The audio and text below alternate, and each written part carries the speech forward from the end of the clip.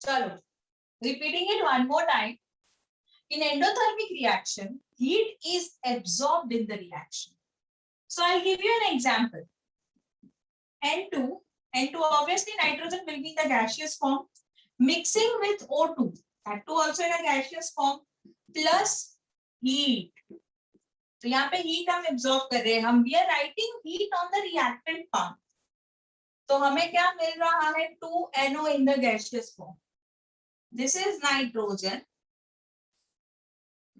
this is oxygen, and this is nitrogen monoxide. Okay, एक ही oxide है ना, इसलिए मोनो ऑक्साइड. ऐसा समझ आया? Yes ma'am. Okay, now let's talk about exothermic reaction.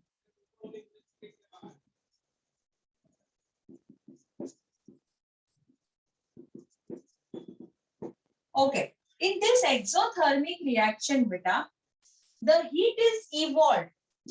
So those reactions in which heat is evolved, मतलब liberate होती है, हम कुछ रिएक्शन करते हैं ना, so are known as exothermic reaction. Understood? चलो अभी इसका मैं एग्जांपल देती हूँ तुमको, ये भी बहुत सिंपल है. Carbon would be in a solid form, oxygen again in a gaseous form.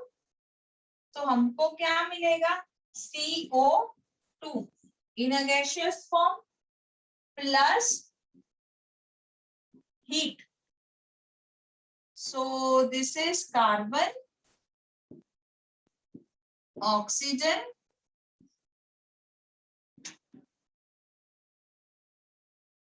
Carbon dioxide. ठीक है, तो अब हीट कहाँ आई, ऑन द प्रोडक्ट साइड. सो जब भी हीट लिबरेट होती है ऑब्वियसली, तो वो ये दो रिएक्ट करेंगे, बाद में लिबरेट होगी, तो हीट प्रोडक्ट के साइड जाएगी, तो उसे हम बोलेंगे एक्सोथर्मिक रिएक्शन. अगर रिएक्शन में ही हीट यूज हो रही है तो उसे हम बोलेंगे endothermic reaction. Is it clear about the concept of endothermic and exothermic reaction, beta?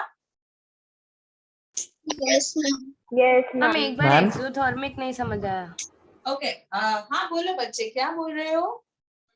Ma'am मैं पूछ रहा था कि जैसे इसमें बर्निंग ऑफ कोल वाला एग्जांपल हुआ ना मैम, तो मैम इसमें तो हम हीट पुट इन कर रहे हैं ना मैम, तो ये एंडोथर्मिक नहीं होगा? बर्निंग ऑफ कोल में?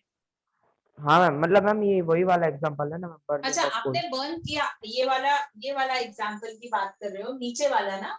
यस मैम, एक्सोथर्मिक वाला. हाँ, मैं बताती हूँ आप लोगों को. जब आप कोई चीज को बर्न करते हो, ठीक है, you are using fire, but that fire will give you more fire, more heat, yes ma'am. right? And that won't be possible unless and until you use the air. मतलब ऑक्सीजन नहीं होगा तब तक कुछ फायर नहीं हो पाएगा, मतलब कोई भी चीज फायर नहीं पकड़ेगा, राइट? Yes ma'am. हाँ, तो बच्चा मैं यही कहना चाह रही हूँ कि जब ज्यादा फायर लिबरेट होता है, ज्यादा हीट एनर्जी मिलती है, सो वो प्रोडक्ट में मिलती है हमको. इसीलिए when you talk about burning of fuel, ठीक है, क्योंकि फ्यूल जब हम कोई भी बर्न करते हैं तो उसमें भी तो हम किसी चीज को जलाते ही है ना, विद अ स्पार्क, जैसे हमारे व्हीकल में होता है. लेकिन वो बर्न करने से जब आप उसके साइलेंसर के आगे हाथ रखते हो तो कितना गर्म होता है. शायद it is giving us the more energy then what we are giving as an input to it. So when you talk about burning of fuel in any point of case, it will always be beta exothermic reaction. Yes ma'am. Okay बेटा. अच्छा, अभी exothermic reaction किसी को समझ नहीं आया है, चलो हम फिर से एक बार कर लेते हैं. ऐसे रिएक्शन जहां पे ना हीट इवॉल्व होती है, किसी दो चीज को आप मिक्स करते हो, तो फिर आप देखते हो अच्छा ये तो मतलब ये रिएक्शन में तो बहुत सारा हीट प्रोडक्ट में मिल रहा है जब वो चीज बनता है, तो उसे हम कहते हैं एक्सोथर्मिक रिएक्शन। मैं और एक एग्जांपल आपको दे देती हूँ, ये नहीं समझ आया है तो। मीथेन गैस होता है बेटा, methane when it reacts with 2O2, ठीक है, तो हमको क्या देगा। अच्छा, आपको एक सिंपल सी एग्जांपल दूं, अगर आपको अभी का अभी देखना है तो। आप जब ब्रीथ आउट करते हो ना, तो नाक के आगे हाथ रखो, गरम लगेगा, एंड व्हेन यू ब्रीथ इन तो गरम नहीं लगेगा। हाँ, So yes, your body ma'am. is liberating, your body is liberating heat. That is an exothermic reaction. समझे?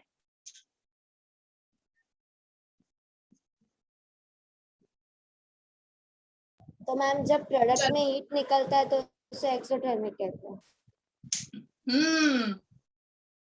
परफेक्ट। अब मैम इसकी फोटो ले लोगे बेटा? हाँ बच्चे बोलो ना। मैम ये रिएक्शन के बीच की जो एरो होती है ना, हाँ जी बेटा। उसके ऊपर ट्रायंगल बनता है, तो वो कौन सा एंडोथर्मिक वाला होता है, एक्सोथर्मिक वाला?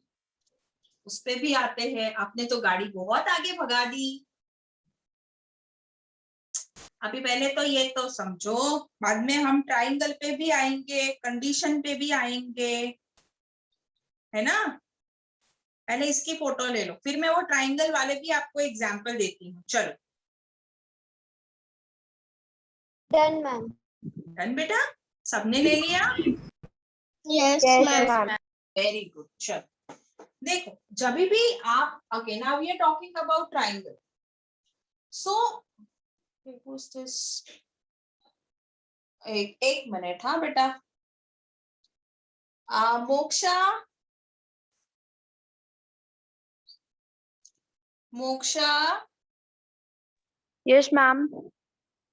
मोक्षा, आदित्य, अमृत, तात, बच्चे आप लोगों को अपना रोल नंबर नहीं मिला है।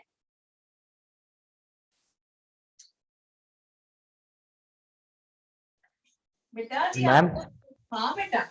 मैम जो हम व्हीकल्स में नेचुरल गैस यूज करते हैं मैम, वो भी मीथेन ही होता है, सीएनजी जो यूज करते हैं वो मैम? मेरे बच्चे, मैं अभी रोल नंबर की बात कर रही हूँ। 2 मिनट आती हूँ आपके क्वेरी पे। पहले मुझे Yes. रोल नंबर, जो जिनके रोल नंबर नहीं है ना, मैं उनको निकाल दूंगी बेटा। तो रोल नंबर आपके क्या है? आदित्य आपका रोल नंबर क्या है बच्चे?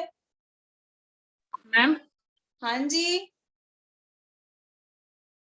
मैम फोटोसिंथेसिस एक्सोथर्मिक या एंडोथर्मिक मैम? काव्या, मैं अभी फोटोसिंथेसिस की बात कर रही थी या रोल नंबर की? Sorry ma'am. बच्चे 2 मिनट, 2 मिनट दे दो ना प्लीज। चलो रोल नंबर बिना के बच्चे जो है ना, वो मुझे बताए रोल नंबर क्यों नहीं है, और अगर नहीं है आपका तो अभी का अभी रीनेम करो, वरना मैं निकाल रही हूँ क्लास के बाहर। अच्छा, हो गया सबका रीनेम? आदित्य, अच्छा सुनो बेटा, आपने ना रीनेम कर दिया, इट्स वेरी गुड, पर अभी जो ये आपका नंबर है ना बच्चे, वो आगे लगा देना, आपके नाम के आगे, ठीक है बेटा? ओके बच्चे। Okay ma'am. चलो अभी हम आते हैं आपकी क्वेरीज पे। हमको पहले पूछा था ट्रायंगल वाला क्वेश्चन और फिर फोटोसिंथेसिस वाला, तो पहले हम ट्रायंगल वाला आंसर करेंगे। Okay ma'am done. Thank you बेटा। चलिए अब आप ma'am writing welcome. Reaction when potassium chlorate, मैं इसकी फॉर्मूला दे दूंगी तो घबरा मत जाना, जो डिफिकल्ट है ना मैं उसका पक्का बता दूंगी आपको। इट्स KClO3 ऐसा, ठीक है। So when this is heated in the presence of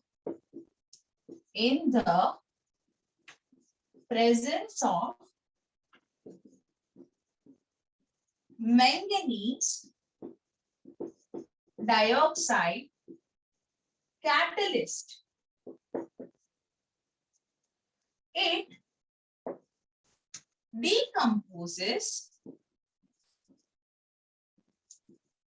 to form precipitate, sorry, decomposes to form on precipitate. ये precipitate थोड़ी ना बनाए, ये ऐसे ही रहेगा, हम पोटेशियम क्लोराइड ही लिख देते हैं. Okay, so it decomposes to form potassium chloride and oxygen gas. तो मैं इसकी जरा इक्वेशन लिखती हूँ. अच्छा मैं बैलेंस फॉर्म ही लिखती हूँ इसका बेटा. 2KClO3 आपकी ये ट्राइंगल और MnO2. ओके, तो ये हमको दे रहा है 2KCl plus 3O2. This is potassium chloride. This is oxygen and this is potassium chloride. अच्छा, इस रिएक्शन में मैंने ये ट्रायंगल लिखा है. तो when I say that I am heating something, that means कि मैं पहले से ही हीट को इन्वॉल्व कर रही हूँ. जैसे एंडोथर्मिक रिएक्शन में मैं पहले से ही हीट को इन्वॉल्व कर रही थी, राइट? तो उसके लिए बेटा ये ट्रायंगल यूज होता है. एरो के बाद तो हमें जो मिलेगा वो प्रोडक्ट ही मिलेगा. इसलिए एरो के पहले जो भी यहाँ पे लिखेंगे ना वो बेटा रिएक्टेंट पे यूज हो रहा है. इसीलिए इसे कहते हैं एंडोथर्मिक रिएक्शन में आपको ये करना होगा. अच्छा, मैं दूसरा भी आपको बताती हूँ. मैंने यहाँ पे लिखा है मैंगनीज डाइऑक्साइड कैटलिस्ट. श्लोक 1 मिनट. हाँ बेटा 1 मिनट देते मुझे. चल, manganese dioxide catalyst. So when you से कैटलिस्ट, कैटलिस्ट का मतलब ये होता है कि ये चीज तो यूज होगी. पर आपने देखा ना, मैंने Mn को मेंशन किया है यहाँ पे ना यहाँ पे. मतलब ऐसे केमिकल कंपाउंड्स जो रिएक्शन के रेट को इंक्रीज करते हैं but they never take part in the reaction, उनको हम कहते हैं catalyst. Catalysts are those substances which increases the rate of reaction but never takes part in the reaction. They are known as catalysts. Everyone understood? Yes, ma'am. Ma'am, can you repeat? Ma'am एक और बार समझाओगे? मैं तो अभी repeat कर दूंगी, लेकिन बच्चों फिर आप रिवीजन करोगे ना तो भूल जाओगे बेटा. Catalyst, these are those compounds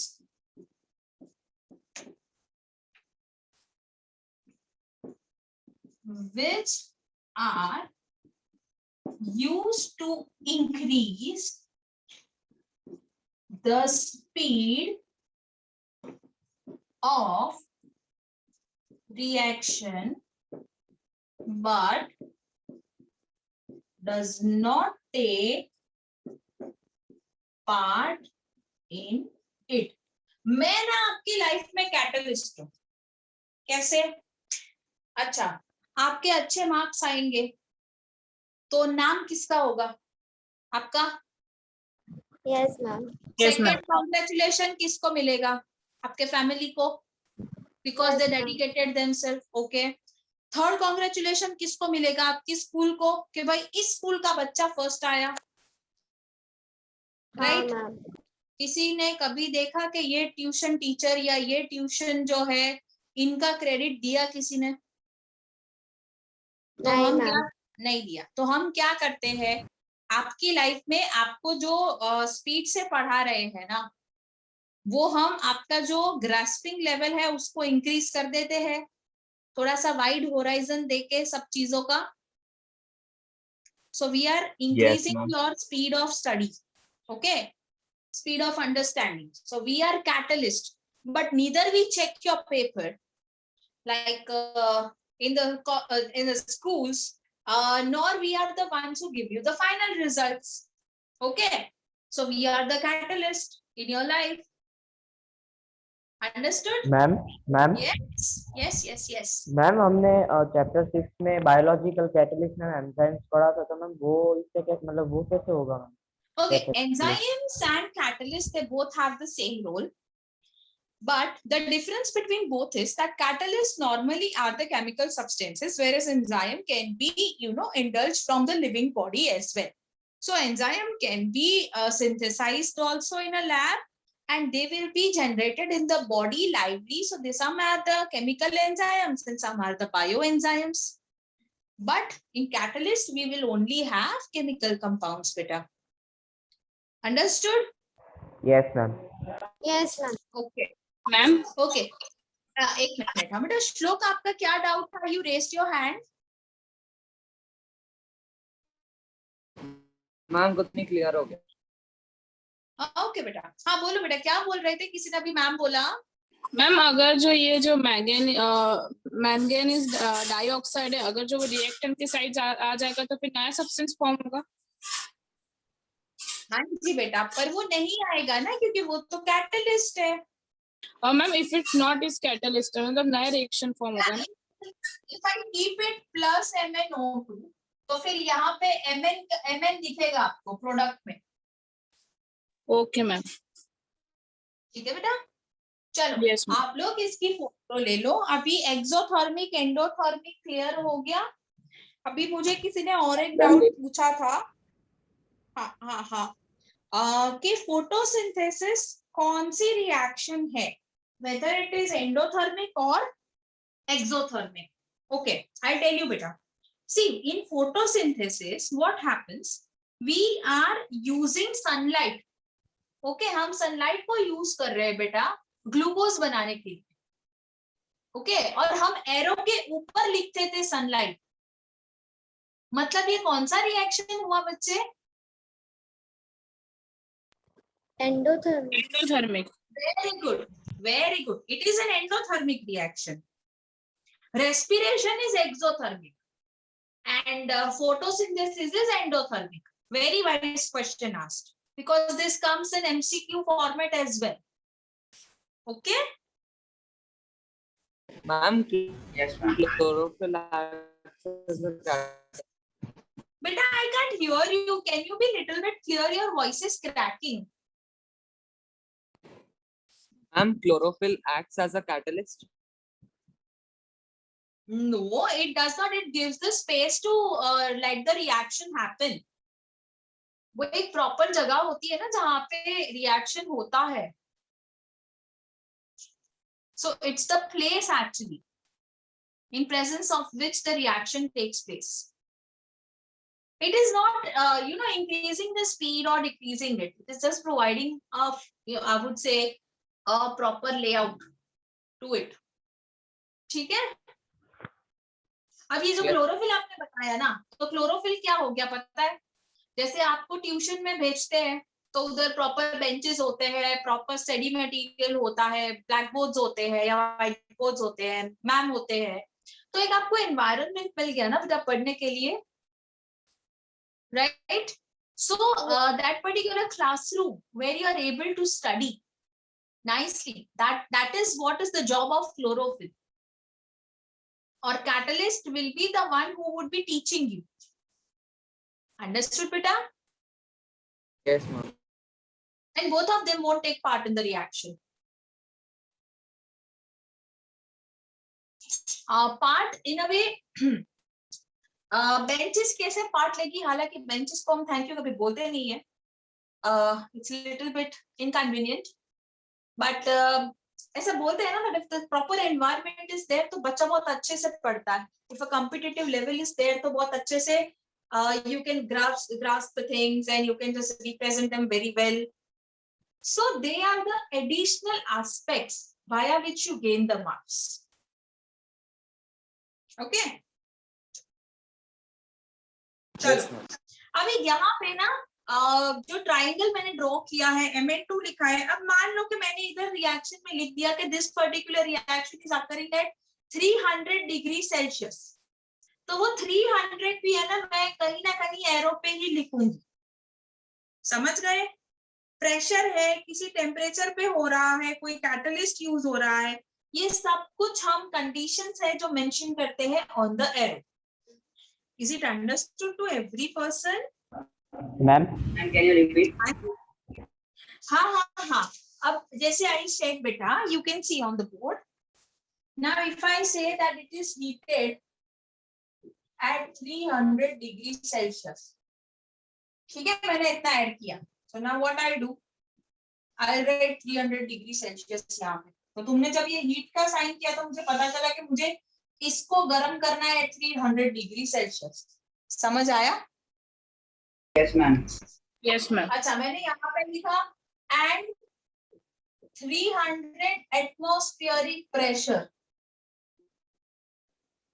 मतलब मैं यहाँ पे लिखूंगी 300 ATM ऐसा. I can also right it over here.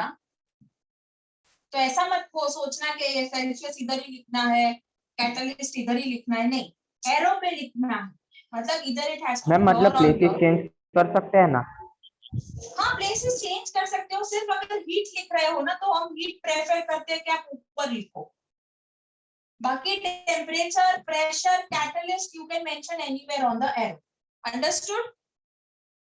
Yes ma'am. But it should be here और हियर. फिर इधर मेंशन मत करना, इधर और इधर, वरना रॉन्ग. अच्छा, अभी आपको ये समझ आ गया? Yes, ma'am. Yes, मैं ma'am. इसको रख दूं. Yes, ma'am. Yes, ma'am. Okay, now we are going to practice out the reactions today. ये reaction Ma'am, my one मैंने doubt आपको is करवाया. left. What बोलो ना बेटा, क्या हुआ? Ma'am, बोलो. that methane one, natural, is it a natural gas or means we that use in the vehicle? नहीं, I didn't get you बेटा, आपका आवाज बहुत स्लो हो जा रहा था. बोलो, क्या बोल रहे हो? Ma'am, now I am clear. हाँ हाँ, crystal clear बेटा, बोलो. Yes, ma'am. Ma'am, I was saying that the CNG that we use in the vehicle, it is that methane only or Yes, anything yes, else? it is. Yes, ma'am. There are few gases in a trace amount which are been mixed, but mostly it is methane only beta. Yeah, ma'am. Okay? Okay beta. Like, we have air, and most of the air components consist of, carbon, hydrogen and oxygen, but like a little bit of carbon dioxide is present. Then certain argon is present in, fraction of points and something decimals. This is 0.03%, 0.01%, ऐसा. So traces Yes, of the ma'am. other gas would be there, but mostly it will be methane. Okay, beta? Yes, ma'am. Okay. चलो, अभी equation मैं तुमको दे रही हूँ, तुम्हें उसको लिखना है. Okay, ma'am.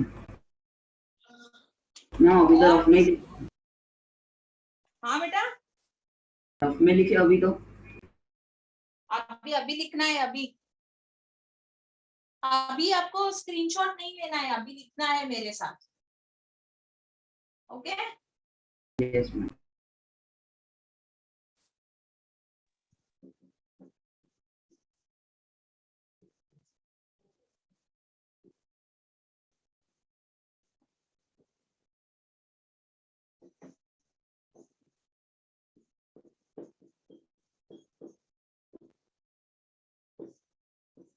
ये थोड़ा सा ट्रिकी है, ट्राई करो. आता है तो पेंसिल रखना अपने पास, ताकि कुछ भी करेक्शन हो तो मैं करवा सकूं.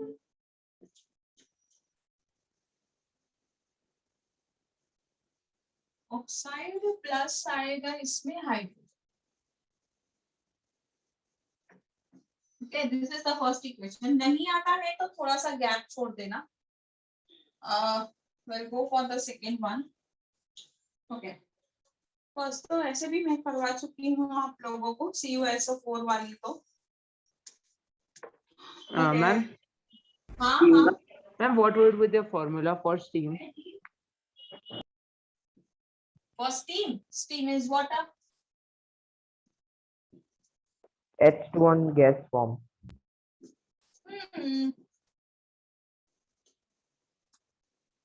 Right, absolutely right. Equations will be given to you now. It will be in a 3 format. First of all, I'll explain you that. The first one is कि आपको सीधा सीधा फॉर्मूला दे दे और आप बैलेंस कर दो, खत्म. आपने आयरन 2 के बाद क्या लिखा है? Iron 2 oxide plus hydrogen.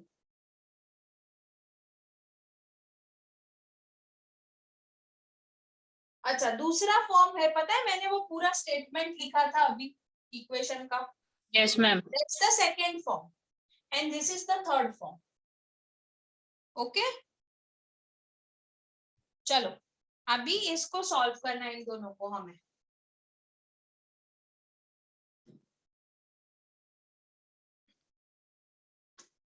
आपका हो जाए, I am giving you 2 to 3 minutes, आपका हो जाए तो मुझे बता दो।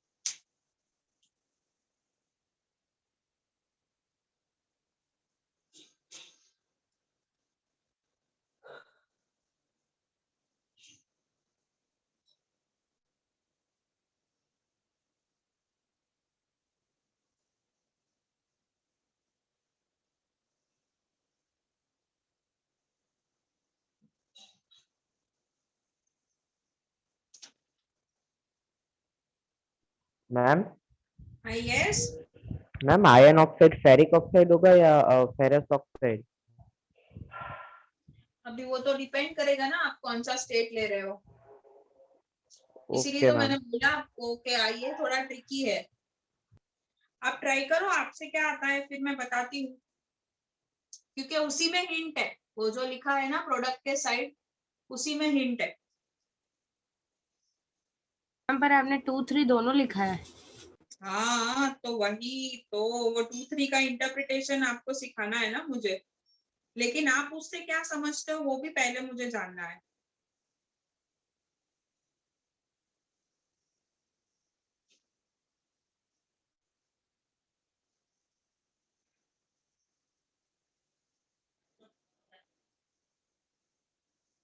मैम पहले इक्वेशन फॉर्म करनी है फिर उसको बैलेंस करना है ऐसा?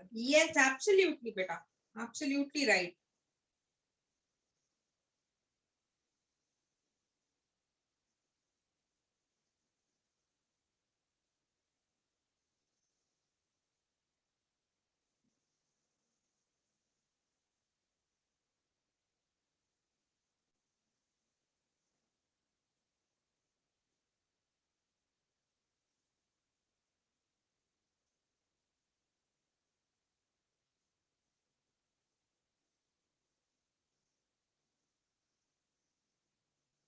मैम फर्स्ट का नहीं आ रहा मैम।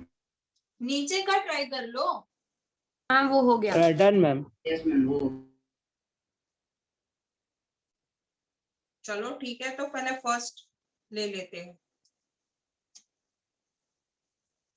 अब देखो, फर्स्ट में रिएक्टेंट तो आया होगा ना आप लोगों को?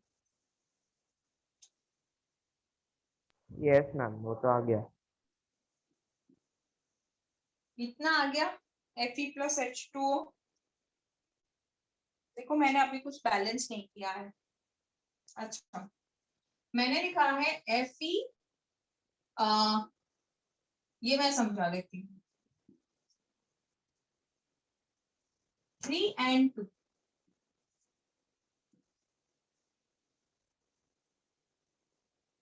ठीक है,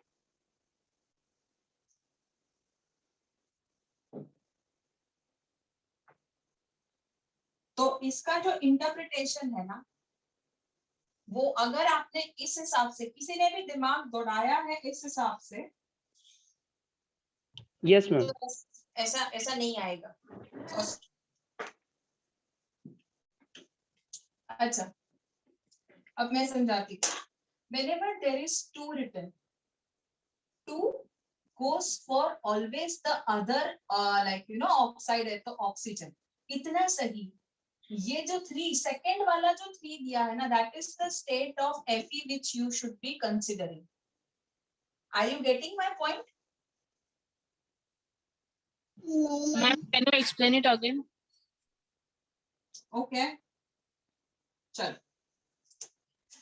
Fe2 and 3 are given. Okay, so this 3, ये 3 सीधा लागू हो जाएगा इस पे, यहाँ पे हम क्रॉस मल्टीप्लाई नहीं करेंगे, और इसके साथ ऑक्साइड है तो यहाँ पे ऑक्साइड का स्टेट जो है 2 वो दिया हुआ है, वैसे प्लस माइनस हम नहीं कंसीडर करते। अब इतना समझ गए? अगर कुछ याद नहीं रहता ना, सिंपल इतना याद रखो कि ये सेकंड वाला जो है ना वो Fe का स्टेट है। ठीक है मैम? हाँ बोलो ना। मैम तो ये 2 और कॉमा 3 क्यों दिया हुआ है? वो मैं समझाती हूँ। मैम तो Fe3 एक बार O2 repeat- आएगा। अरे समझो समझो समझो क्या आएगा। मैम आप एक बार वापस समझा सकते हैं जो भी आपने समझा। हाँ, मैं समझाती हूँ बेटा, मैं एक बार नहीं मैं 2 बार समझाऊंगी इसको, आप जरा ध्यान से देखो। ये देखो, अभी आपको बोलना चाह रहे हैं कि दिस इज Fe3O4। अभी ये जो Fe3O4 है ना, नॉर्मली क्या है, अगर मैं आपका 10th कंसिडर कर लूँ ना, तो 10th में तो सीधा सीधा आपको अगर ऐसा कंपाउंड है तो उसका फॉर्मूला दिया होगा, लेकिन सीबीएसई का भरोसा नहीं है मुझे, मैं इसीलिए सिखाती हूँ बच्चों को। देखो आयरन है ना, उसका दूसरा स्टेट दिया है ना जो that is third one, that will be applicable to iron. Iron कितना प्रेजेंट होगा ना वो उस पे डिपेंड करेगा। तो मैंने अगर लिखा है कि आयरन 3 2 मतलब हो गया Fe2, यहाँ पे क्या है आयरन 2 3 मतलब Fe हो गया 3, और 2 वो इसलिए है क्योंकि ऑक्सीजन का जो वैलेंसी है वो 2 है। Are you getting it? Ma'am एक बार वापस रिपीट करो ना। हाँ करते हैं ना बेटा।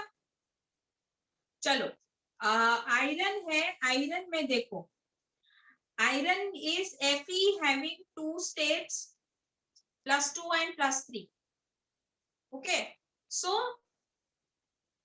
when you say this iron 3, iron अगर ये 3 आप जहां मैंने एरो पोस्ट किया है अगर वो लिखा है मतलब Fe3 हो जाएगा। Here you have to consider Fe3. Okay, second position पे जो लिखा है उसे आप 3 बोल सकते हो सेकेंड पोजीशन पे, so that will be applicable to iron. समझ आया? Yes ma'am. और फर्स्ट पोजीशन में जो है नहीं ना मैम। बच्चे 2 स्टेट है, 2 है एंड 3 है, ये इतना दिख रहा है आपको बोर्ड पे बेटा। 2 हाँ ma'am. Roman letters you can see right. So now 3 कहाँ पे है? 2 के बाद 3 लिखा है ना, 2 के बाद 3 है। हाँ मैम। हाँ यस। हाँ तो वो जो 3 है ना जो सेकंड पोजीशन पे है वो आयरन कितना प्रेजेंट है ना वो बताएगा। तो मैंने नीचे देखो Fe3 लिखा है। हाँ हाँ अभी इतना क्लियर हो गया पहले। हाँ मैम। ओके अब ये जो 2 लिखा है ना बेटा आगे, that is for the state of oxygen. Oxygen का स्टेट क्या है?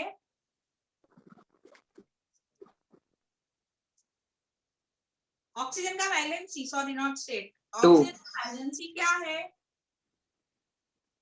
मैम 2। तो वो उसके लिए लिखा है, समझे अभी? पर ऑक्सीजन यहाँ पे जब हम बैलेंस हाँ, करेंगे yes, तब ma'am. आपको पता चलेगा कि बेसिकली ऑक्सीजन 2 नहीं चाहिए, हमें ज्यादा ऑक्सीजन चाहिए। जब हम बैलेंस करेंगे ना तब आपको समझ आएगा। और अगर आपको कुछ भी समझ नहीं आता है ना इस स्ट्रैटेजी में, तो सिर्फ इतना याद रखिए कि जब भी आपको आयरन 2 3 ऑक्साइड दिया है तब आपको Fe3O4 लिखना है। Simple as that. ये मैग्नेटाइट की फॉर्मूला है। मैग्नेटाइट इज एन ओर जिसमें से ये आयरन निकलता है। Understood? Yes ma'am. Yes ma'am. Yes ma'am. Okay ma'am तो ऑक्सीजन के 4 एटम्स कैसे आएंगे? हाँ वो एक्चुअली ऑक्सीजन तो पहले से O2 है ना, अब उससे हम ना बेटा उसको like you know we will start balancing it, तभी आएंगे। कोई भी कंपाउंड बनता है ना बच्चे, तो ये एक आयरन, ये जो आपको ना आपने जो 9th स्टैंडर्ड में पढ़ा ना, उसमें कहीं पे भी आयरन का कंपाउंड का आपको फॉर्मूला बनाना नहीं आया। उसका रीजन ही ये है कि आयरन के कंपाउंड के फॉर्मूला ना अलग से बनते हैं बेटा। उसमें एक्चुअली इसे हम क्या कहते हैं, रोमन लेटर्स कहते हैं ना नॉर्मली। आयरन अलग, ये जो लिखा है ना उसको बोलते हैं रोमन न्यूमेरल्स। सो ये हमको बताते हैं कि ऑक्सीडेशन स्टेट आयरन का क्या है। ठीक है, अगर Fe2O3 होता है ना, तो फिर ये न्यूमरल्स भी बदल जाते हैं बेटा। So this Yes, is a ma'am. very deep, this is actually a very deep chemistry when you are dealing with the compounds of iron. इस पे ना actually special researches भी चलते हैं, that how their formation has been taken place, what new forms we can add to form the compound of the irons. और आप देखोगे सिर्फ इसी में न्यूमरल्स ऐड होते हैं रोमन के, बाकी कोई भी कंपाउंड में आप देखो ना, जैसे कॉपर के भी तो दो स्टेट है, राइट? तो उसमें हम ज्यादातर रोमन न्यूमरल्स को ऐड नहीं करते हैं। सो अगर कहीं पे, अब एक क्वेश्चन मेरी ये आती है कि मान लो ऐसा नहीं दिया है, आपको सिर्फ ये एक ही स्टेट दिया है, तो क्या करोगे? उसका मतलब भी यही होता है कि ये Fe के लिए ही है और Fe का +3 लेके आपको चलना है। समझ गए? +3 इज फेरिक। देखो +2 state is ferrous, +3 is ferric. Ferric. तो यहाँ पे बेटा ये 3 दिखा तो ये इधर ही 3 जाएगा। अगर 2 है तो ये वाला ही इधर आएगा। अभी क्लियर हो आप लोग? मैम ये हो गया, पर O4 Yes. कैसे है वो अभी भी नहीं समझ आया। O4 का स्ट्रक्चर को हमें बैलेंस करना पड़ेगा। ठीक है, अब मैं समझाती हूँ। मैम तो ये फेरिक ऑक्साइड है। हाँ ये फेरिक ऑक्साइड है। अच्छा यहाँ पे अब मैंने लिखा है O4, इसकी valency +3, -2 into -2 -4 is equal to -1। So Fe3O4 -1, इस तरीके से ये कंपाउंड लिखा जाता है बेटा। समझ आया? नहीं मैम, वो -2 इंटू -2 क्यों? हाँ मैम वो ऊपर -2 इंटू -2 क्यों किया? अरे इंटू इसलिए क्योंकि 4 है ना, 2 ऑक्सीजन मिक्स हो रहे हैं ना, यहाँ पे 4 ऑक्सीजन है ना, O2 है। तो मैम वो ऊपर पे माइनस, ऑक्साइड का पहले से O2 है और 2। ऑक्साइड का तो मैम वो वैलेंसी, ऊपर -4 कैसे आया? अरे बेटा 2 ऑक्साइड है, oxide is O2, here we have हाँ। O4, तो 2 ऑक्सीजन है ना, हाँ तो -2 और -2, यहाँ -4 आएगा वैलेंसी। मैम -2 -4 आएगा। मैम सिर्फ 4 आना चाहिए।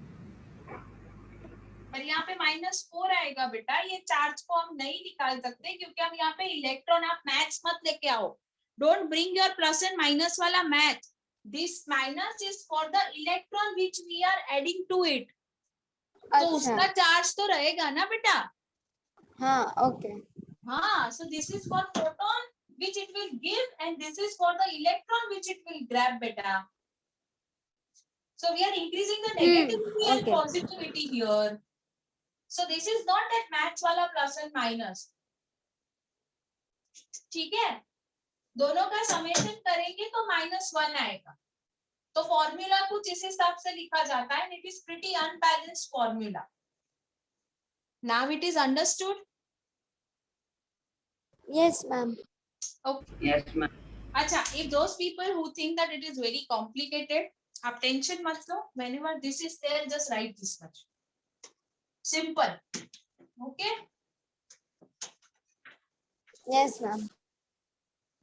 हाँ, और और केमिस्ट्री में प्लस माइनस था बेटा, इलेक्ट्रॉन और प्रोटॉन के होते हैं। चलो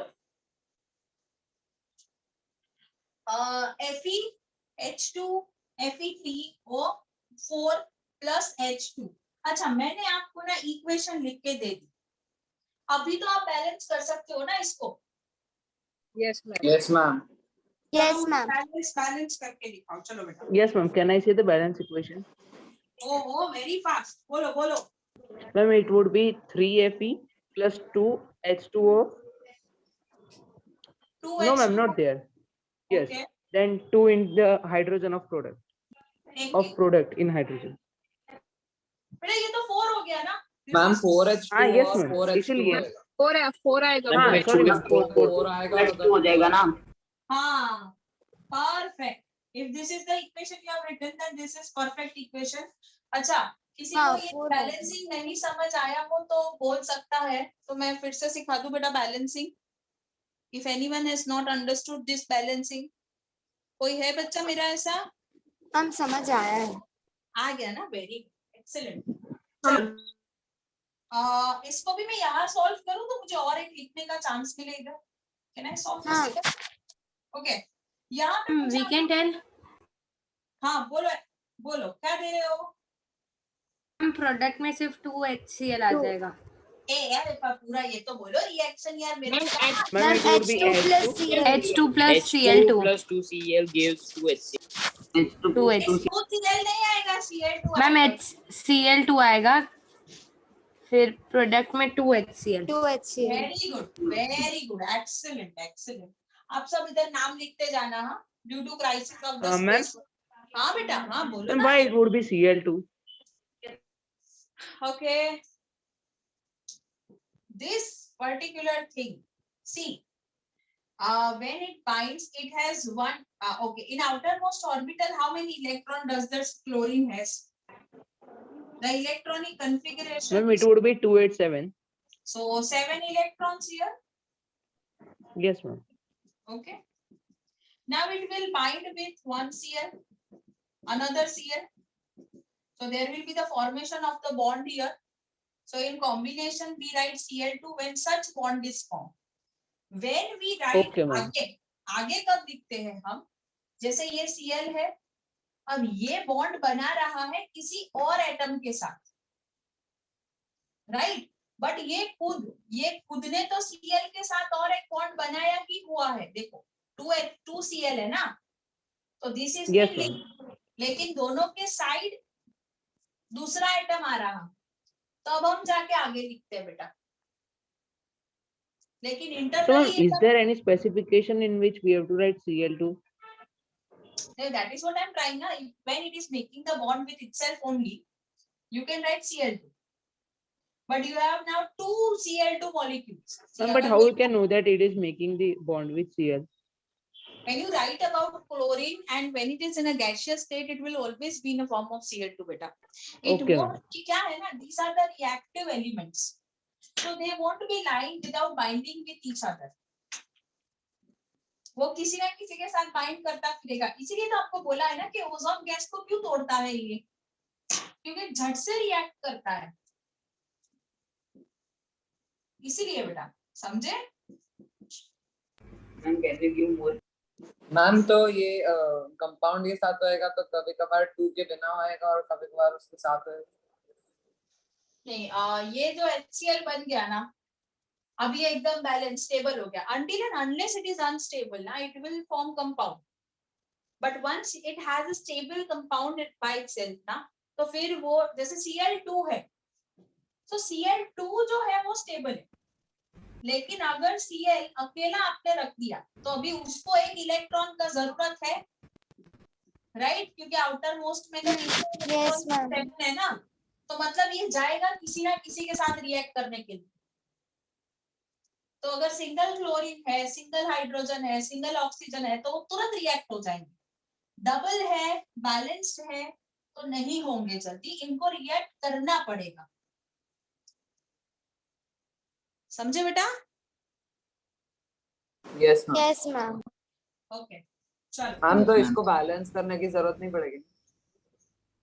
हाँ नहीं, बैलेंस एक्चुअली इसलिए नहीं करनी पड़ेगी क्योंकि ये बैलेंस रिएक्शन आपने जो आंसर दी वो मैंने लिखा, हालांकि ऐसे था। देखिए हाइड्रोजन क्लोरीन हाइड्रोजन क्लोराइड, अभी ये 2 है ये 2 है और यहाँ पे कुछ नहीं है, तो यहाँ पे हम ये लिख देते, समझे? तो यहाँ पे ही सिर्फ हमने 2 लिखा और बैलेंस हो गया। ये मैं बहुत आपको इजी एग्जांपल्स दे रही हूँ। मैं आप दूसरे दे रहे हो अभी? हाँ हाँ देंगे ना, क्यों नहीं देंगे, अभी तो है टाइम। चलो now I'm rubbing this one.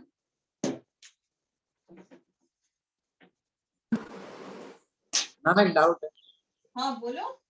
Ma'am PB कौन सा सिंबल, किसका सिंबल होता है? किसका क्या, कौन सा? पीबी किसका सिंबल होता है? लेड। चलो Na+O2 will give you N2O। मैं 4 रिएक्शन लिख देती हूँ, आप जित एक बैलेंस करेंगे हम, बाकी के 3 आप करके लाओगे घर पे। आज रात तक आपको वर्कशीट, आज रात नहीं कल सुबह तक मिल जाएगी वर्कशीट, तो होमवर्क आपका रहेगा वर्कशीट सॉल्व करने का। और उसी चैप्टर के स्पाइरल्स आप देखोगे, स्पाइरल्स के क्वेश्चन चैप्टर नंबर 6 के आपको करने हैं।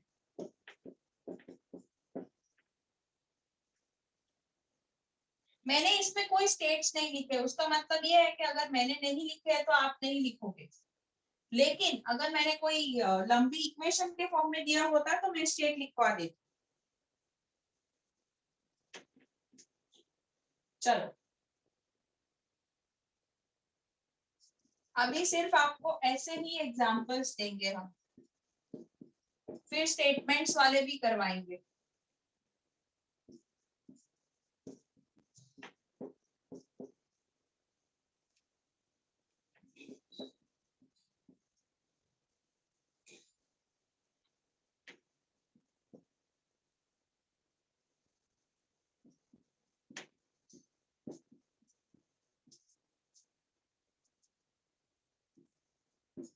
Ma'am, हाँ बेटा, ma'am, in third equation, where is hydrogen in the product side? I might have done some mistake in writing it. Oh yes, I have done it. Thanks, huh? This is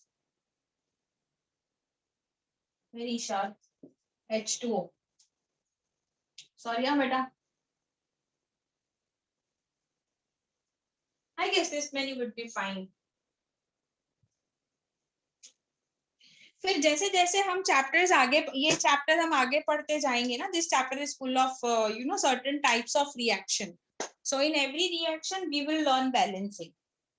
तो tension मत करना, throughout chemistry I will make you learn the reactions. तो आप लोग बिल्कुल मतलब बिल्कुल एकदम प्रो हो जाओगे रिएक्शन बैलेंस करने में। अच्छा चलो मैम आपने 7th के प्रोडक्ट साइड में क्या लिखा है, एक बार बोलो ना, रिपीट करो ना। Cu copper plus N2 plus water। Okay ठीक है ना मैम। अभी सब? हाँ किसका कर सकते हो? मैम फर्स्ट 2 हो जाएंगे अभी। फर्स्ट यस कर मैम। लेते फर्स्ट। मैम सभी हो गए। हाँ मारू अभी सब लोग हो गए मैम, पहले 2 गए। पहले करेंगे, फर्स्ट ओनली करेंगे। चलो फर्स्ट का तो आ गया। क्या आया बोलो? Ma'am, 4Na plus O2 gives Na2O. 2Na2O।